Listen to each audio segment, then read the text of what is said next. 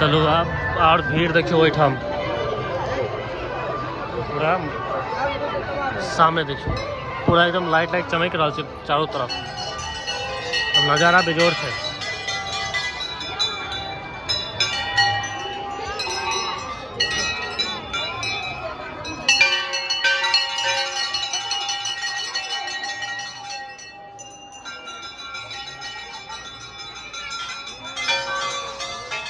मंदिर देखियो सजावट एकदम बहुत सुंदर जबरदस्त लग रहा है मंदिर पूरा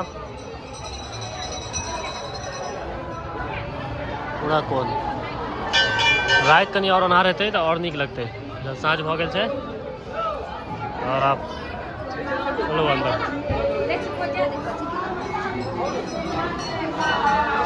भीड़ देखे भीड़ कते छै भीड़ बहुत ज़्यादा छै। हम दर्शन कऽ के अयलहुँ।